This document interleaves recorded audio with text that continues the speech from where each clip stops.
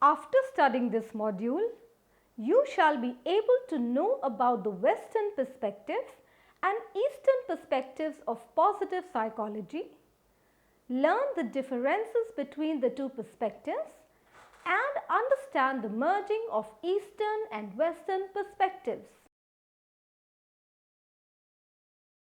Positive psychology theorists aim to define strengths and virtues and attempt to find out the paths to lead a better life. Ever since positive psychology has emerged, it has been dominated by Western views and approaches, and indigenous views have largely been ignored. Every culture has its own set of unique concepts regarding strengths and virtues. Christopher and Hickenbottom argued in their paper that in pursuit to achieve the goal of becoming universal signs of positive human virtues and strengths and flourishing, positive psychology has become ethnocentric, dominated by Western American individualism, very prescriptive and less concerned about cultural appropriateness. A large number of widely researched positive psychology concepts such as happiness, optimism, self-efficacy, hope, life satisfaction are defined and measured from Western American individualistic model. For other cultures such as Chinese, Indian, Arabic, African and many others, these concepts are not understood in the same way. For example, happiness in Western society is defined as gaining self-esteem, self-confidence, being materially and financially comfortable, being successful, being attractive, being equal, being treated with respect, being able to assert one's rights, etc.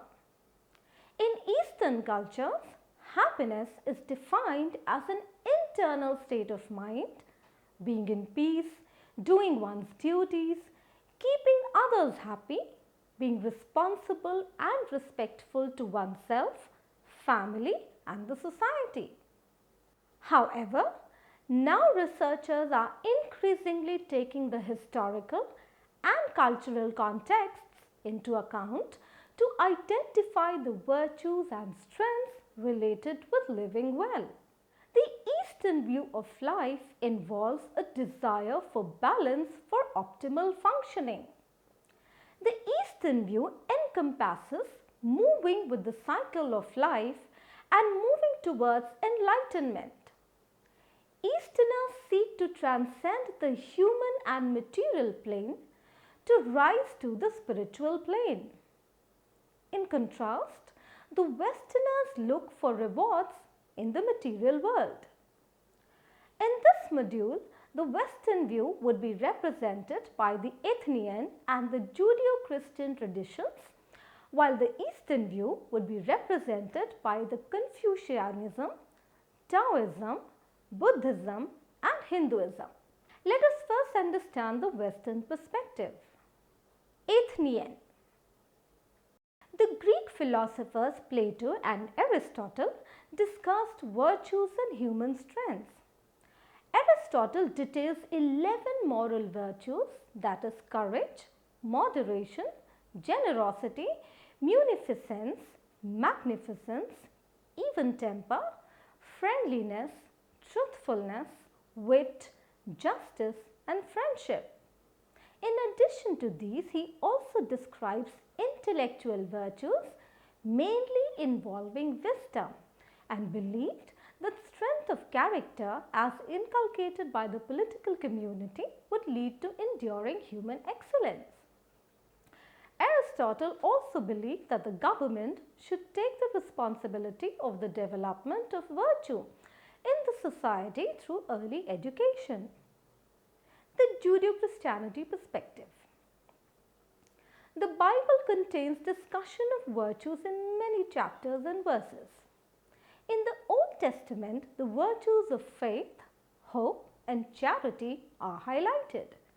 These were later discussed as part of the seven heavenly virtues by Thomas Aquina. According to historians, Aquina lists these virtues as fortitude, justice, temperance, and wisdom, often called the cardinal virtues. Faith, hope, and charity.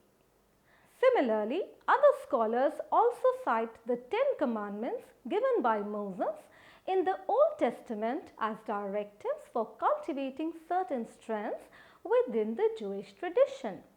Throughout the New Testament, other mentions are made of virtues and strengths. For instance, in the book of Proverbs, there are many mentions of virtuous behavior. The Proverbs mentioned instruct followers to lead a virtuous life. A special importance is given to the virtue of wisdom. The Talmud also gives instructions about living a virtuous life. Let us now understand the Eastern perspective. Confucianism. Confucius, or the sage, stated that leadership and education are central to morality. He emphasized morality as the cure for evils. The teachings are quite similar to those laid down by Aristotle and Plato regarding the responsibility of the leaders. Attaining virtue lies at the core of Confucian teachings. 5 main virtues laid down are Zhen, which is humanity; Yi, duty to treat others well; Li, which is etiquette and sensitivity for others' feelings; Zi, which is wisdom; and Zin, which is truthfulness. The power of Zhen stems from the fact that it was said to encapsulate the other 4 virtues. The concept of Yi describes appropriate treatment of others and can be defined as the duty to treat others well. The concept of Li promotes propriety and good manners, along with sensitivity for others' feelings. Finally, the ideas of Zi and Zin define the importance of wisdom and truthfulness, respectively. Confucian followers must strive to make wise decisions based on these 5 virtues and must be true to them as well. Continual striving for these virtues leads the Confucian follower to enlightenment or the good life. Taoism. Lao Tzu, the creator of the Taoist tradition, states that his followers must live according to the Tao, which is the way. Lao Tzu described the way in the following lines. The way can be spoken of, but it will not be the constant way. The name can be named, but it will not be the constant name. The nameless was the beginning of the myriad creatures. The named was the mother of the myriad creatures. Hence, constantly rid yourself of desires in order to observe its subtlety. But constantly allow yourself to have desires in order to observe what it is after. These two have the same origin but differ in name. They are both called dark, darkness upon darkness. The gateway to all is subtle. Tao is the energy that surrounds everyone and is a power that envelops, surrounds and flows through all things, according to Western Reformed Taoism. Understanding will flow from experiencing the way for oneself by fully participating in life. Hence, experiencing both good and bad events can lead to a greater understanding of the way. According to the Taoist philosophy, the most important goal is spontaneity and naturalness. Buddhism. Throughout the teachings of the Buddha, the good of the others is emphasized. Buddha also teaches that suffering is a part of being and that this suffering is brought on by desire. Such desire is reflected in the Four Noble Truths of Buddhism. First, life is suffering, essentially painful from birth to death. Second, all suffering is caused by ignorance of the nature of reality and the resultant craving, attachment and grasping. Third, suffering can be ended by overcoming ignorance. And fourth, the way to relief from suffering is the Noble Eightfold Path, which is right views, right intention, right speech, right action, right livelihood, right effort, right mindedness, and right contemplation. Nirvana is considered the state in which the self is freed from any kind of desire. Both premortal and postmortal states are proposed. Buddhism gives a very important place to virtues. Brahmaviharas, which are the virtues above all others in importance, called as universal virtues by Peterson and Seligman. These virtues include love, which is Maitri, compassion, Karuna, joy, which is Mudita, and equanimity, which is Upeksha. Hence, the Buddhist philosophy entails dissociating from desire to put an end to suffering. Buddhism spread from India to China and also to other countries in Asia such as Korea, Japan, Thailand, Myanmar, which is Burma, Sri Lanka, Cambodia, Laos and Vietnam. Over the years, Buddhism has gained followers and has spread to other countries. Hinduism. In comparison to the three Eastern philosophies mentioned just now, the Hindu tradition differs in the sense that it does not have a specific founder and it's not clear when this tradition began. The main teachings of this tradition emphasize the interconnectedness of all things and emphasis is on personal improvement.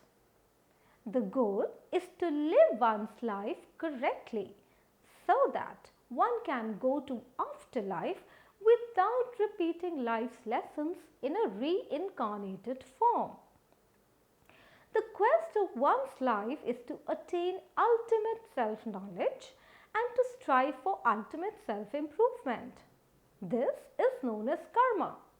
Hence, the good life in this tradition encompasses continually doing good actions. The idea of a harmonious union among all individuals is woven throughout the teachings of Hinduism that refer to a single unifying principle underlying all the earth. Each of the Eastern philosophies discussed just now incorporates ideas about the importance of virtue along with human strengths as people move toward the good life, which is transcendence. Similarities can be drawn among the four, especially in the types of human qualities and experiences that are valued. But first, it is important to contrast these Eastern beliefs with Western ideology to understand the differences in positive psychology viewed from each perspective. Let us now look at the comparison between the East and the West. First, in terms of value systems. The cultural differences between the West and the East can be understood by looking into their value systems. Most Western cultures are individualistic, while most Eastern cultures are collectivistic. In individualistic cultures, the individual is the main focus and competition and achievement are valued. Whereas in collectivistic cultures, the group is valued above the individual and cooperation is highly valued. This difference determines what is considered strengths in a culture.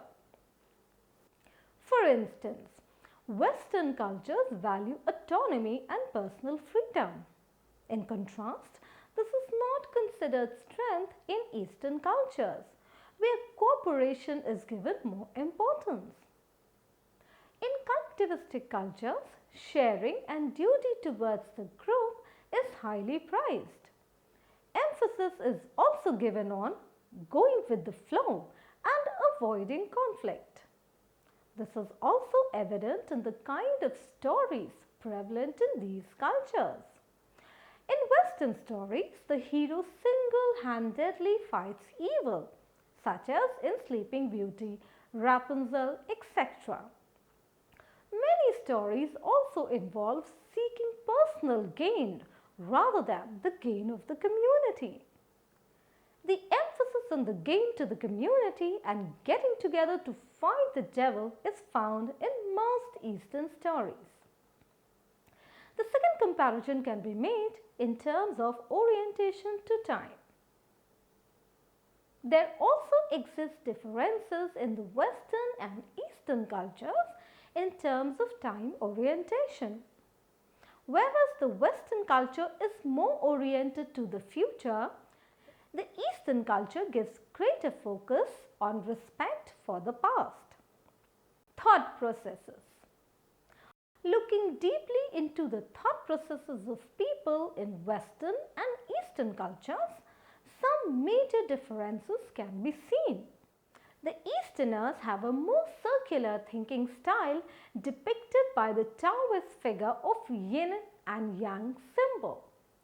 The figure represents the circular and ever-changing nature of the world. The dark part represents the feminine and the passive, while the light side represents masculine and active. Each part exists because of the other and cannot exist alone. This is reflected in life's pursuits of people in these cultures. In most Western cultures, priority is given to right to life, liberty, and the pursuit of happiness. The goals are different for people in the Eastern cultures. The goal of the Easterner is to achieve balance. Differences in routes to attain positive outcomes. Differences also exist between Western and Eastern cultures in terms of the routes to attain positive outcomes. Westerners focus more on the individual goals, while Easterners focus more on group or community goals. Westerners focus more on hope, while Easterners focus more on compassion and harmony. Individualism and hope. Hope refers to the agentic, goal-focused thinking. It is deeply interwoven in the Western civilization. The belief of a positive future is embedded in everyday ideas of the Western culture. Collectivism, compassion and harmony. In the main Eastern philosophical traditions, compassion and harmony are repeatedly mentioned. The idea of compassion can be found both in Eastern and Western philosophical traditions. Cassell mentions three components of compassion. The difficulties of the recipient must be serious. The recipient's difficulties cannot be self-inflicted, and the observers must be able to identify the recipient's suffering. He describes compassion as a unilateral emotion directed outward from oneself. In Eastern cultures, harmony is considered to be crucial for happiness. The concept of nirvana in Buddhist teachings also refers to a state of harmony, balance, and equilibrium. Culture and the meaning of a good life. The conceptions of a good life are shaped by the ideals, values, and religious traditions of a particular culture. Hence, researchers in the area of positive psychology want to draw out universal principles from culture-specific ideas about the good life. Positive psychology recently moved from describing the meaning of a good life to exploring the ways and means to achieve it. Eastern philosophy offers a complete account in this regard. Eastern ideas of health and happiness and the ways suggested to achieve them represent a very important agenda in positive psychology. Some critics state that positive psychology lacks depth and takes a piecemeal approach to well-being. Let us now understand the indigenous psychologies. The indigenous psychologies approach emphasizes understanding rooted in the ecological, philosophical, cultural, political and historical context. It relies on qualitative, descriptive, exploratory and inductive methodologies. In comparison to ethic approach, it advocates bottom-up, model-building paradigm that examines generative capabilities of human beings in meaningful context.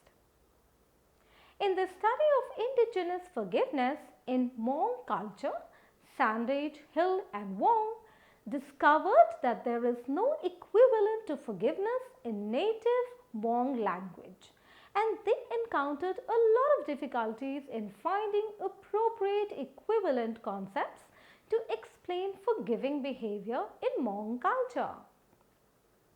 If a researcher wants to study positive concepts like happiness, hope, forgiveness, gratitude, etc., in context of a non-Western culture and uses psychological tests, questionnaires, etc., translated in the local language with minor adaptations, which are designed from Western individualistic perspective, the language of these questionnaires or tests will not be understood and responded well by people of other cultures. One of the goals stated by positive psychology school is to develop a universally acceptable theoretical framework for positive psychological constructs. Hence, it may be difficult to define concepts like happiness, hope or life satisfaction in a universally acceptable framework and measurement standards. Let us now summarize what we have learnt in this module. Ever since positive psychology has emerged, it has been dominated by Western views and approaches, and indigenous views have largely been ignored. The Western perspective is represented by the Athenian and Judeo-Christianity traditions. The Eastern perspective is represented by Confucianism, Taoism, Buddhism and Hinduism. The cultural differences between the West and the East can be understood by looking into their value systems. Most Western cultures are individualistic, while most Eastern cultures are collectivistic. Looking deeply into the thought processes of people in Western and Eastern cultures, some major differences can be seen. Differences also exist between Western and Eastern cultures in terms of the routes to attain positive outcomes. The idea of compassion can be found both in Eastern and Western philosophical traditions. Researchers in the area of positive psychology want to develop a universally acceptable theoretical framework for positive psychological constructs. However, indigenous psychologies are also trying to come up.